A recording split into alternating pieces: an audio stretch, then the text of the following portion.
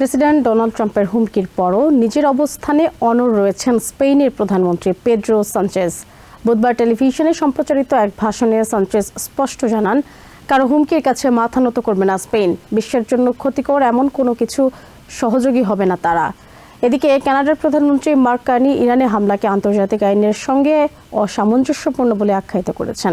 জার্মানির প্রতিরক্ষা মন্ত্রী বরিস পিস্টোরিয়াস বলেছেন, চলমান এই সংঘাত বৈশ্বিক স্থিতিশীলতার জন্য হুমকি। অন্যদিকে রাশিয়া এই আক্রমণকে কাপুরুষোচিত হত্যাকাণ্ড হিসেবে অভিহিত করেছে। স্পেনের সামরিক ঘাঁটি ব্যবহার করতে না দেয়ায় প্রেসিডেন্ট ট্রাম্প দেশটির সঙ্গে সব ধরনের বাণিজ্য বন্ধের হুমকি দেওয়ার পরও নিজের অবস্থানে অনড় আছেন স্পেনের প্রধানমন্ত্রী পেড্রো সানচেজ। বুধবার এক টেলিভিশন ভাষণে ইরানে আমেরিকা ও ইসরায়েলের হামলার কঠোর সমালোচনা করেন তিনি। আমাদের ইতিহাস থেকে শিক্ষা নিতে হবে। মিলিয়ন মিলিয়ন মানুষের জীবন নিয়ে বিপজ্জনক খেলা বন্ধ করতে হবে। এই যুদ্ধ কোনো ভালো ফল নিয়ে আসবে না, বরং অর্থনৈতিক অনিশ্চয়তা ও জ্বালানির দাম আরো বাড়বে। সানচেজ স্পষ্ট জানান, স্পেন এই যুদ্ধের বিপক্ষে এবং কোনো হুমকির মুখে নিজেদের নৈতিক অবস্থান থেকে বিচ্যুত হবেন না তারা। কোনো হুমকিতে ভয় পেয়ে বিশ্বের জন্য ক্ষতিকর এবং আমাদের মূল্যবোধ ও স্বার্থের পরিপন্থী এমন কোনো কিছুর সহযোগী আমরা হব না। আমাদের অর্থনৈতিক ও নৈতিক ভিত্তির উপর আমাদের পূর্ণ আস্থা রয়েছে।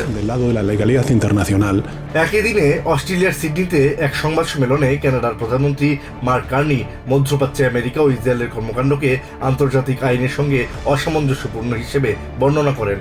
Despite decades of UN Security Council resolutions, বর্তমান পরিস্থিতিকে তিনি আন্তর্জাতিক ব্যবস্থার ব্যর্থতা হিসেবে অভিহিত করেন। the work of the International Atomic Energy Agency and a succession of sanctions and diplomatic frameworks, Iran's nuclear threat remains. Louis ইনস্টিটিউটে দেয়া অপর এক বক্তৃতায় তিনি বলেন, ইরানের পরমাণু কর্মসূচির বিষয়ে বছরের পর বছর ধরে চলা কূটনৈতিক প্রচেষ্টা ও জাতিসংঘের নিষেধাজ্ঞাগুলো লক্ষ্য অর্জনে ব্যর্থ হওয়ায় একতরফা শক্তি প্রদর্শনের পথ বেছে নেওয়া হয়েছে। Whether or not that is the case, and it's for others more expert than me, non-lawyer, certainly non-international lawyer, who are more expert to. এদিকে জার্মানির পার্লামেন্টে দেয়া ভাষণে দেশটির প্রতিরক্ষামন্ত্রী বরিস পিস্টোরিয়াস জানান, জার্মান সেনাবাহিনী এই যুদ্ধে অংশ নেবে না। জার্মানি এই যুদ্ধের কোনো অংশীদার নয়। আমি স্পষ্ট করে বলতে চাই, জার্মানির সেনাবাহিনী এই সংঘাতের অংশ হবে না।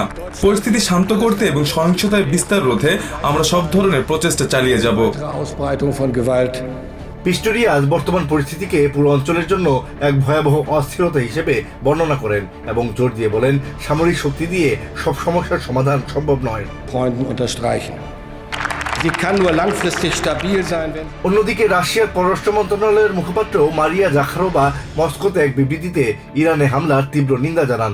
তিনি অভিযোগ করেন, দীর্ঘদিনের তথাকথিত ইরানি হুমকি ছিল মূলত একটি স্বাধীন রাষ্ট্রের শাসন ব্যবস্থা পরিবর্তনের অজুহাত। জাখারোভা ইরানের সর্বোচ্চ নেতা আয়াতুল্লাহ আলী খামেনি এবং সামরিক নেতাদের হত্যার ঘটনাকে কাপুরুষোচিত বলে উল্লেখ করেন।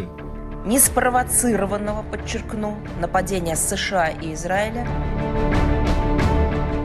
আসাদ রিয়েল, TVN 24 নিউজ ডেস্ক।